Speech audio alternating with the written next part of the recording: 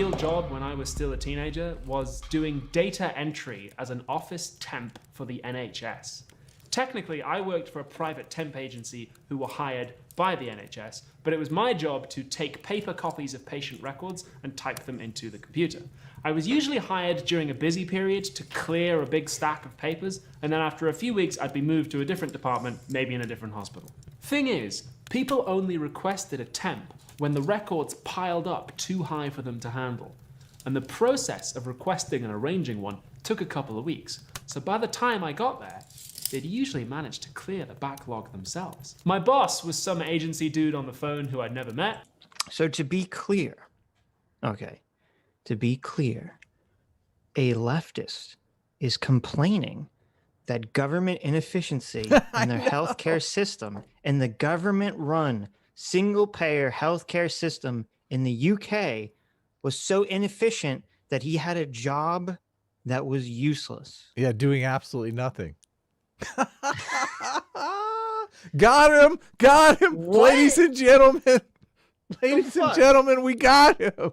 Like, okay, all right, it's fine. Look, it's gonna work better. The rest of the world's okay. It's fine. We'll just pretend like that happened. Is this a Medicare for All video? Is this a video for Medicare for All, Sitch? I can't tell. Is he advocating for? Because he basically is saying Medicare for All is a bunch of waste of money. That's what he's. It's so. This is such a weird video. This is a bafflingly weird video. Maybe if we went for the public option, we could have private industry compete against government and see which one wins. There you go. I like that. Yeah, I'm for the public option. How about you? If only someone suggested that. If only some candidate had run on that notion. Well, I think what you mean to say is if you wish someone who was like alive and vital, had a lot of vitality in him, advocated for that position, right? There you go. Biden doesn't count, dude. He's sleepy Joe Biden. We know he's not going to get anything done. Nobody in the office had any authority over me, and unless I really pissed them off, it wasn't really worth the effort it would take to get rid of me. The only time it ever got tense was when I used the... Did he just say no one in the office had any authority over him? Yes. I believe that's his exact wording. No one in the office had any authority over me. Yeah. Because I think later on he complains a lot about how people have all this authority over him. You know, I just want to highlight that point. That's a good point, because he's like, oh, I worked in the future, and like later in the video you'll see, like right now he's like, oh, I had a job where I didn't really have to do anything and no one had authority over me and I hated it. And then later he's like, I had a job where I had to do a bunch of stuff and I had all this authority, like, and bosses like telling me what to do, and I hated it. Yeah, exactly. Okay, well, you just hate everything. That's not necessarily a bad thing. I think we talked about this on one of our previous shows, how I had the same kind of dumb job and I had the same kind of experience on how, constantly thinking about how I'm going to get out of here. He does. I mean, I have to give him credit. He does mention that there's a lot of whining in this video and maybe, these jobs just weren't for him. Because a lot of the jobs he explains, I keep thinking, well, dude, that's somebody's dream job. Are you kidding me? There's so many people that just want a dumb job. Like, I'm not one of those people, but I know I have friends that are definitely those people, man. I had this guy that I was friends with for a long time who, I mean, all he loved to do was surf. But he wasn't good enough to become a pro surfer or anything. So his whole aspiration in life was just to have a dumb job and surf every day. And that was like his dream. Right. So these jobs are just, I mean, tons of people, that's their dream. So I don't necessarily know what you want in getting rid of them. Like when we talk about automation and stuff like that, you're talking about getting rid of jobs that people are like, no, I want that job. I mean, this whole video really comes across as like a bougie, leftist stereotype who's complaining because their jobs are not self-actualizing enough for them. And then all they want to do is like act, I want to be an actor. I want to be an artiste. I don't have to work a job where I like produce something or work for someone. Ugh. It really comes across as like this out of touch artist, assuming that the rest of the world is like them. Yeah.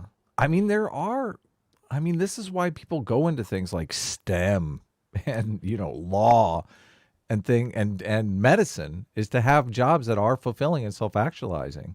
So it's funny because like the job that is self-actualizing for him is obviously working as an actor, but that's just like extremely competitive.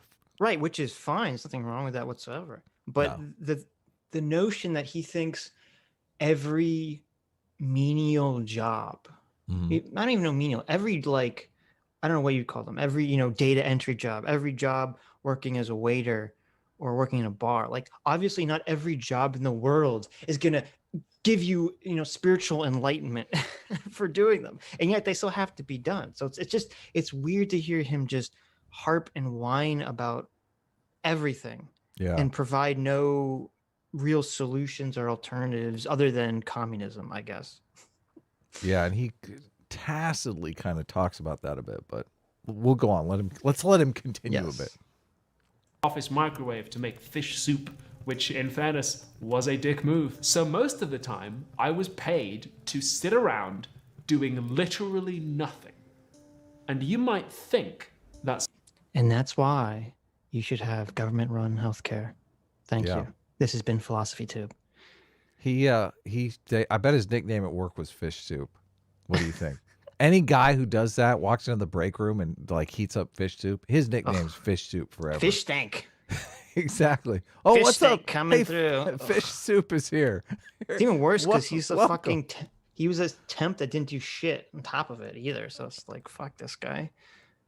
Oh, I know. Not a team player. Nope, not a team Must player. be a communist. Sounds like a pretty sweet gig, but it was miserable. I still had to get up early, put on a tie, go into an office, which was usually in a horrible, cramped old building with the heating turned up way too... They make their data entry people wear a fucking tie. Yeah, that's intense. Jeez. Fuck government. Come on. What are you doing? That's crazy. That's crazy. In America, people be showing up in their jammies to do data entry. Let's get real here. All those jobs are probably home jobs now.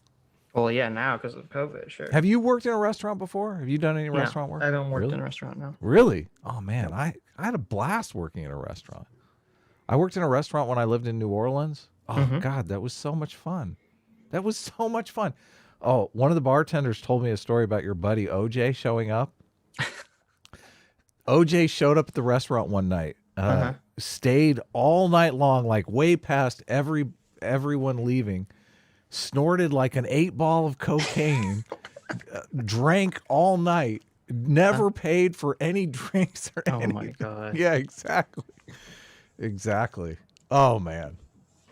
Good times. But did he kill someone after that? I think was after when did no, this had to be after the OJ stuff. Yes. After the trial, after all that. Well, yeah, exactly. We don't know. We don't necessarily know what OJ was doing after that. But this, so just to be clear here, I'm working at a bar. One of the bartenders had told me a story about OJ coming into the bar and hanging out with him because OJ was obviously famous for the murders. So it was after the murders had happened. Right. But when he came into the bar was before the murders had happened. So it was just OJ hanging out. You know, he's a celebrity. And obviously this is New Orleans. So there's I saw a ton of celebrities in New Orleans all the time because it's like, that's like a cool place to hang out. That's probably why that's probably the real reason he killed Nicole. He was just tired of people quoting the Naked Gun movies at him. And he's like, I want people to think something else. Like respect me. You know, I'm tired of people thinking of me for those Naked Gun movies. So I'm going to just kill someone. Then they'll always remember me. They won't talk to me. I'm trying to think of the name of the bar. There was this bar that we used to always go to that was obviously like a shed on the side of somebody's house. Mm-hmm. New Orleans was such a culture shock because like you could build a bar in a shed on the side of your house. You can't do that shit in California. That doesn't fly in California. And it was super nice when you walked in, but it was obvious they ran out of money as they were buffing out the shed. And the bathroom was just like, I swear it might have been a bucket that you pee in or something like that. It was so awful. Them damn California liberals with all them zoning regulations making you have actual bathrooms in your bars. I can't remember. I met the lead singer of the Counting Crows there one night, which was odd because it was just such a hole in the wall bar. too high, and those white styrofoam ceiling tiles, only they'd all gone yellow with age, and sit there all day doing nothing when I could have been doing literally anything else. I was never in an office long enough to get to know anyone or share in the banter. I just drank lots of tea and read a book and did pointless mental exercises like figure out exactly how much I was being paid per second just to sit there. You could probably just to read at work. Oh God. What a horror, Adam. My nightmare. What a travesty. I could read. I could expand my knowledge. I had to be paid to get up in the morning, put on clothing, and go to a building and read and do whatever the fuck I wanted. Oh, the humanity. Oh, we must overturn capitalism. A revolution now. A revolution now. Oh. I used to draw at work, and it would drive the boss crazy. He'd be like, "What the fuck are you doing?" I'm like, "I got my sketchbook. I'm drawing." He's like, "I'm paying you." I know. There's like the restaurant is empty. There's no tables. He's like, "Can't you do something?" I'm like, "I'm afraid not." I have to do this. I don't know. Bad Adam.